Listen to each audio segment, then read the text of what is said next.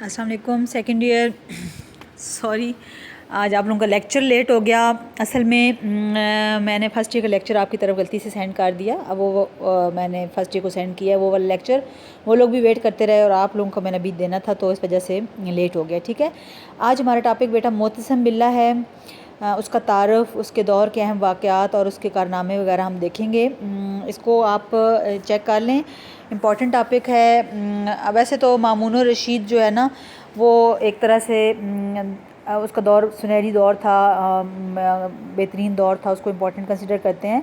मोतसम के बारे में ये कहते हैं कि मोतसम जो है वो दौर अरूज का आखिरी और दौर ज़वाल का पहला हुक्मरान था। यानी एक तरफ तो उसके दौर के कारनामे जो हैं उसको एक कामयाब हुक्मरान बनाते हैं, लेकिन फिर उसके दौर में उसकी कुछ पॉलिसियाँ ऐसी थीं, उसने कुछ ऐसे काम किए जिसकी वजह से बनु अब्बास का ना ज़वाल भी शुरू हो गया, बनु अब्बास का डाउनफॉल शुरू हो गया। इसलिए फिर मोतसम बिल्ला को दौर अरूज का पहला और दौर ज़वाल का आखिरी दौर अरूज का आखिरी और दौर ज़वाल का पहला हुक्मरान बोलते हैं। मोतसम का दौर जो है वो 833 में मामून के बनने के बाद खलीफा बना और 842 तक का दौर है। मोतसम के अहद में हमें जो है ये मामून रशीद का जो है वो भाई था, हारून का बेटा था मोतसम बिल्ला, और उसकी वालदा का नाम मारदा था जो एक लौंडी थी। असल नाम इसका जो है मोहम्मद बिन हारून था और लक़ब इसका मोतसम था। मामून ने अपनी वफ़ात के वक्त अपने बेटे अब्बास के बजाय अपने भाई मोहम्मद हारून को जो है अपना जानशीन बनाया और उसको खिलाफत सौंपी। मोतसम जो है वो फ़ौज में अपनी फ़ौजी सलाहियतों की वजह से, सिपाहियाना सलाहियतों की वजह से बहुत मशहूर था और उसको इस वजह से अवाम में मकबूलियत हासिल थी। तो लेकिन एक चीज़ थी कि मोतसम बिल्ला ना अपने भाई हारून मामून के बरक्स इल्म अदब में कोई दिलचस्पी नहीं रखता था, कोई शगफ़ नहीं था। इवन कहते हैं कि हारून रशीद ने उसको पढ़ाने की और उसकी तालीम और तरबियत की बड़ी कोशिश की, लेकिन उसकी ये कोशिश नाकाम साबित हुई। मोतसम ने किसी किस्म की दिलचस्पी नहीं ली। लेकिन बहरहाल मोतसम एक कामयाब सिपाही और एक जर्नैल अच्छा था और उसके दौर के कारनामे इस चीज़ की अक्कासी करते हैं ना। मोतसम के दौर में हम जो कारनामे हैं, हालात व वाक़यात हैं, उनको अच्छी तरह देख लेते हैं। बाबू खुरमी की बगावत जो कि हमने मामून के अहद में पढ़ी थी, जिसने खरासान में बगावत की थी, इस फितने को, इस बगावत को मोतसम के दौर में ख़त्म किया गया और खरासान के इलाकों में अमन कायम किया गया। मोतसम के दौर का जो सबसे बड़ा कारनामा है वो मोतसम बिल्ला का जो है वो तुर्कों को लाने की पॉलिसी है। मोतसम ने ना अपनी फ़ौज में तुर्कों को शामिल किया। हालांकि इससे पहले हम देख रहे थे कि बनु अब्बास से पहले बनु उमैया के दौर में खालिस्तान अरबों का अरूज था, अरब फ़ौज में शामिल थे और अरबों को गलबा हासिल था। बनु अब्बास आए तो क्योंकि ईरानियों की मदद से हुकूमत में आए, तो बनु अब्बास ने ईरानियों को दिया, अरूज दिया और ईरानियों को अपनी हुकूमत में शामिल किया। लेकिन ईरानी गलबा बहुत बढ़ता चला जा रहा था। ख़ास तौर पे अमीन और मामून के दरमियान खाना जंगी में ईरानियों का असर रसूख बहुत बढ़ गया था, क्योंकि अमीन को शिकस्त हुई। अमीन अरबों की हमायत से लड़ रहा था ना, तो अमीन की शिकस्त और मामून की कामयाबी ने ईरानियों को बहुत अरूज दिया, जिसकी वजह से हम देखते हैं कि देखें ना, अबू सलमा खिलाल से ले के फ़ज़ल बिन सैल तक ईरानी ख़ानदान थे जो हुकूमत पर छाए हुए थे। बरामका आए, दीगर ख़ानदान आए, फ़ज़ल बिन रबी था।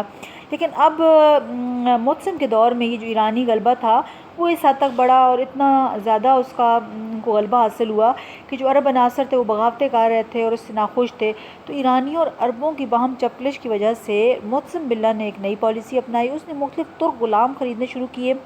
वस्त एशिया यानी समरकंद, शरोस्ना और फरागना से भी ख़रीदे गए, अफ्रीका के मुख्तलिफ इलाकों से ख़रीदे गए और इन ग़ुलामों को फरागना और मुगारबा के नाम दिए गए ना। ये नौ मुस्लिम तुर्क बहादुर और जफाकुश थे, कबायली निज़ाम से निकल के आए थे। नया खून अब्बासी फ़ौज में शामिल हुआ, इससे अब्बासियों को बड़ा फ़ायदा मिला।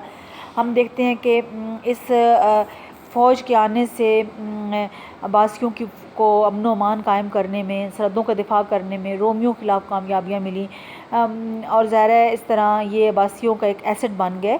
मोतसम ने इन लोगों के लिए रेशमी वर्दियाँ सिलवाईं, दूसरी फ़ौजों के मुकाबले में इनकी तनख्वाहें ज़्यादा रखीं और फिर ना वक्त गुजरने के साथ साथ मोतसम इतनी बड़ी तादाद में इनको लेके उसने लाया कि उनकी तादाद लाखों में पहुँच गई। उन्होंने बड़े कारनामे अंजाम दिए, लेकिन इनकी तादाद इतनी ज़्यादा बढ़ गई कि बगदाद शहर का अमन व अमान तबाह हो गया।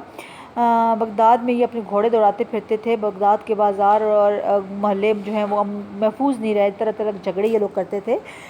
تو یہ اس طرح نظم و ضبط ان کے اندر نہیں تھا، شہری تمدن کی ہوا ان کو نہیں لگی ہوئی تھی۔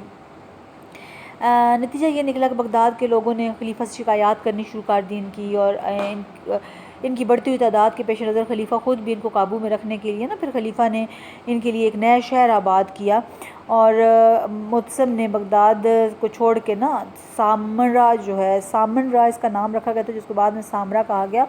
بغداد سے 60 میل کے فاصلے پہ یہ شہر آباد کیا گیا۔ اس شہر کو خالصتاً ترکوں کو آباد کرنے کے لیے، بسانے کے لیے بسایا گیا تھا۔ یہاں پہ شاہی محلات، عمرہ اور شاہی خاندان کے افراد آئے اور ترک فوجوں کو یہاں پہ رکھا گیا۔ ایک فوجی چھاؤنی کے طور پہ شہر تھا۔ تقریباً 60 سال تک یہ شہر جو ہے یہ دارالخلافہ رہا۔ یہاں پر آنے کی وجہ سے ترکوں کا اثر و رسوخ مزید بڑھ گیا، کیونکہ بغداد کے بجائے وہاں پہ ان کا مکمل کنٹرول تھا، خلیفہ تک ان کی کنٹرول میں چلا گیا۔ معتصم کے دور میں تو کسی حد تک ظاہر ہے ترک کنٹرول میں رہے، لیکن آنے والے دور میں معتصم کے بعد واسق اور پھر متوکل پہلا خلیفہ جو ترکوں کے ہاتھوں قتل ہوا، اس طرح ترکوں کو بادشاہ گھر کی حیثیت حاصل ہوگی، سازشیں کرنا، بادشاہوں کو ان کی عہدوں سے ہٹانا اور اپنی مرضی کے حکمرانوں کو لانا ان کا من پسند مشغلہ بن گیا اس طرح یہ جو ترک فوج تھی جو معتصم اپنے دور میں لے کے آیا، ترکوں کو انٹروڈیوس کروایا، اس کو معتصم کی ترک پالیسی بولتے ہیں یہ ایک طرف اس کے فائدے بھی ہوئے، فتوحات ہوئیں، ایرانیوں کا جو غلبہ تھا وہ ختم ہوا، رومیوں کے خلاف کامیابیاں ملی، لیکن دوسری طرف نقصان بھی ہوا کہ اس سے عباسیوں کے زوال کی بنیاد پڑی اور عباسی سلطنت جو ہے